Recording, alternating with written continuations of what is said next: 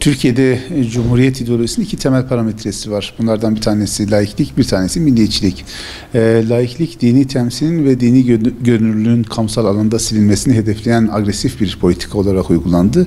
Milliyetçilik ise Osmanlı'daki çok etnili, çok kültürlü yapının tekleştirilmesi ve tek bir etnik kimliğe dayalı bir millet, bir devlet kurulmasının bir ideolojisi olarak uygulandı.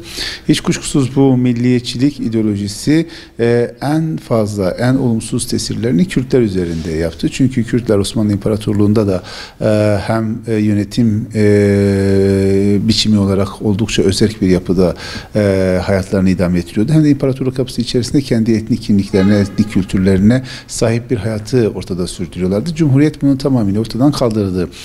Türk etnik kimliğine dayalı bir devlet yapılanmasını oluşturmaya girişti.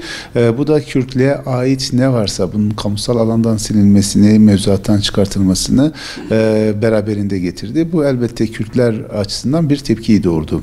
Yine Kurtuluş Savaşı açısından baktığınızda savaşın sürdürülmesi esnasında Cumhuriyet'in kurucu babalarının savaşın başarılı olması halinde bütün etnik kimlikleri tanıyan çoğulcu bir toplum yapısını vaat ettiklerini görüyorsunuz.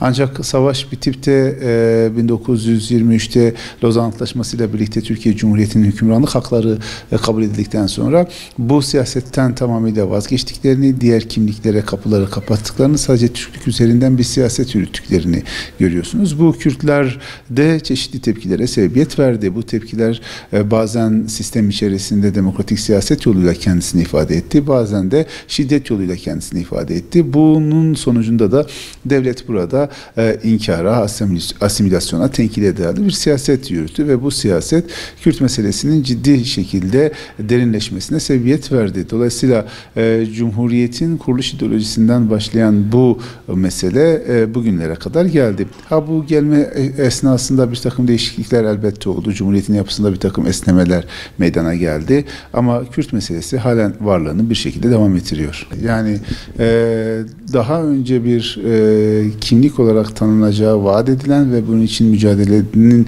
içerisinde yer alan bir kimlik daha sonra reddedildi.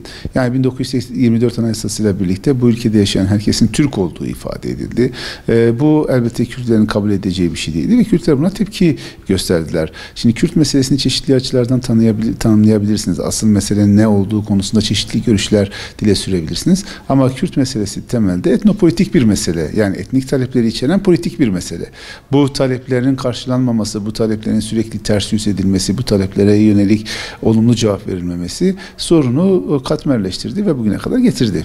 Yani çözüm sürecinin iki önemli nedenden dolayı bittiğini düşünüyorum. Bunlardan bir tanesi dış politika ile ilgili, bir tanesi iç politika ile ilgili.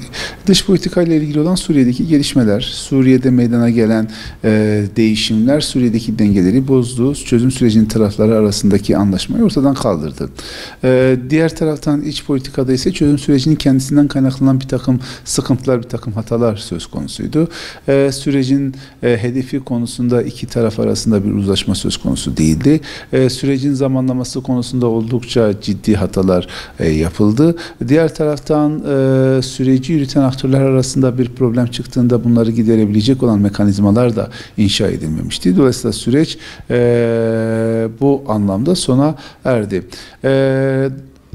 Bunlar içerisinde bence en önemli nedenlerden bir tanesi sürecin taraflarının sürecin sonucu hakkında aralarında mutlak bir anlaşmanın olmamasıydı.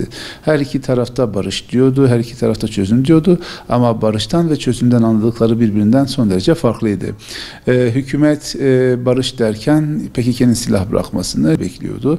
PKK ise çözüm veya barış derken kendisinin bölgedeki hegemonyasını kabul ettiren veya bu hegemonyasını tahkim ettiren bir model düşünüyordu. Aradaki bu derin uçurum süreç içerisinde giderilmedi. Bu derin uçurumu giderecek herhangi adım da atılmadı ve bir noktadan sonra süreç tıkandı. Bir takım suni müdahalelerle bu tıkanıklık giderilmeye çalışıldı ama asıl temel noktalardaki anlaşmazlıklar devam ettiği için süreci yürütmek mümkün olmadı. Kürt meselesi uzunca bir süredir gündemden düşen bir mesele. Herhangi bir siyasi aktör tarafından dile getirilmeyen bir mesele. Ancak bu meselenin konuşulmaması meselenin var olmadığı anlamına gelmez. Mesele var, can yakıcı bir şekilde devam devam ediyor ve Türkiye'nin en önemli problemlerinden birini oluşturuyor. Dolayısıyla siyasi partilerin bu meseleye ilgi göstermesi ve bu konuda bir çağrı yapması son derece olumludur. Diğer siyasal aktörlerin de bu konudaki görüşlerini dile getirmeleri beklenir. Doğru bir reçeteyi herkes farklı bir şekilde tanımlayabilir, başka bir şekilde yazabilir. Ancak benim görebildiğim kadarıyla bu meselenin çözümü noktasında bazı temel konu başlıkları var. Bu konu başlıklarında adımlar atılması gerekiyor. Bunlardan bir tanesi hak ve özgürlükler meselesidir. Yani Kürtlerin çeşitli talepleri var. Başta ana dilinin hem eğitimde hem de kamusal işlerde kullanılması olmak üzere çeşitli talepleri var. Bu taleplerin karşılanması yönünde adım atılması gerekir. İşin bir boyutu hak ve özgürlükler meselesidir. Diğer boyut ise silah meselesidir. Bu silahın ortadan kaldırılması, silah kullanımının sonlandırılması, silahsızlandırmanın gerçekleştirilmesi için gerekli mekanizmaların üretilmesi ikinci bir boyutu oluşturmaktadır. Üçüncü boyut ise Türkiye sınırları dışında yaşayan Kürtlerle olan ilişkilerin geliştirilmesidir. Yani Irak, Suriye ve İran'da bir Kürt nüfusu var. Türkiye'nin sınırlarının tamamı Kürtler ile çevrili. Dolayısıyla bu Kürtlerle ilişkilerin doğru bir şekilde yönlendirilmesi gerekiyor.